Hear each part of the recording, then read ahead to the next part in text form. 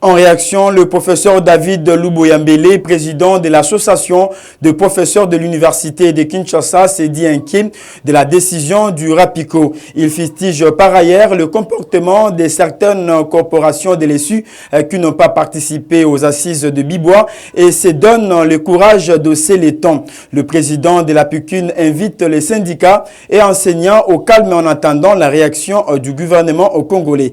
Il est joint au téléphone par Junior Moulumba. Professeur Loubo, bonjour.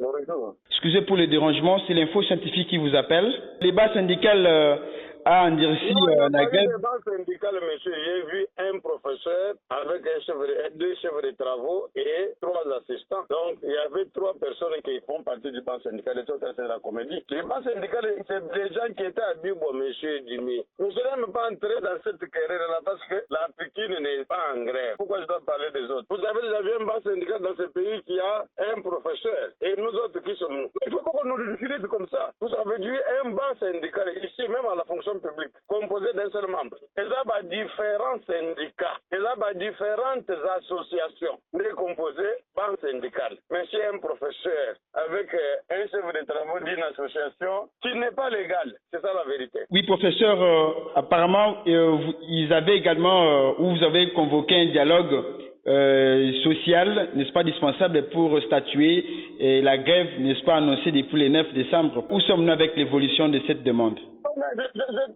J'ai dit que la grève convoquée par les RAPICO ne concerne pas la Pikine.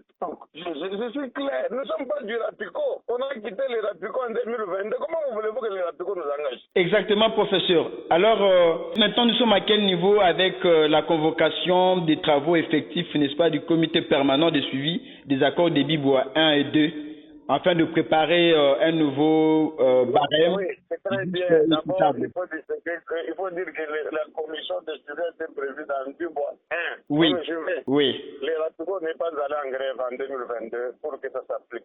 Les RAPICO n'est pas allé en grève en 2023 pour que ça s'applique. Mais la Pikine est allée en grève en septembre 2022 jusqu'en novembre. La Pikine a marché en tauge le 3 mars pour que ça s'applique. Il ne faut pas qu'on confonde. Ceux qui n'ont pas revendiqué hier, aujourd'hui, ils commencent à revendiquer. Pour le moment, c'est qui est vrai que les assises ne sont pas encore convoquées.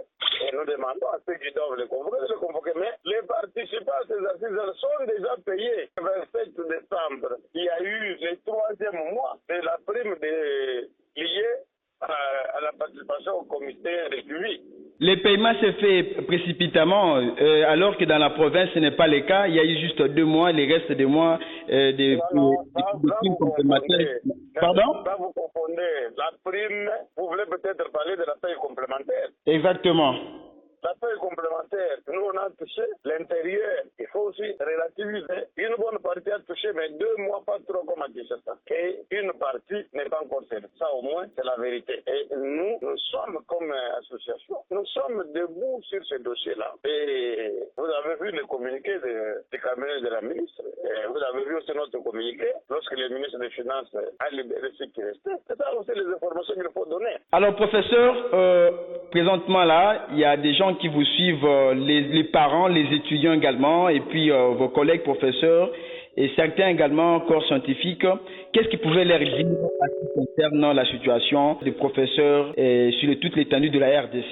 Tout ce que je dis que l'espoir est perdu. Nous avons négocié à Bibois 2022. On n'a rien obtenu. Mais en Bibois 2024, les effets sont déjà là. C'est la paye complémentaire, c'est la signature du contrat véhicule, c'est les paiements des membres de la commission de suivi. Et maintenant, qu'est-ce que nous attendons? Nous attendons que cette commission, pour laquelle le gouvernement débloque déjà l'argent, travaille réellement, parce que là, c'est là que nous devons aller parler du futur de la semence universitaire. C'est là que nous allons parler de la recherche scientifique. C'est là que nous allons parler du vrai barème applicable. Et je peux vous dire qu'à Bibois, la seule institution qui avait un brouillon de barème, c'est la Pikine. C'est la Pikine. Nous sommes la seule université à avoir amené là-bas un barème pour montrer que nous savions ce qui nous allait chez ça. Et ça, personne ne va nous contredire. Donc, les étudiants, les professeurs, les scientifiques, les bateaux, nous demandons seulement le calme. Nous leur demandons de calme, de laisser les négociations aboutir. Si les négociations n'aboutissent pas. Nous rentrons vers nos bases.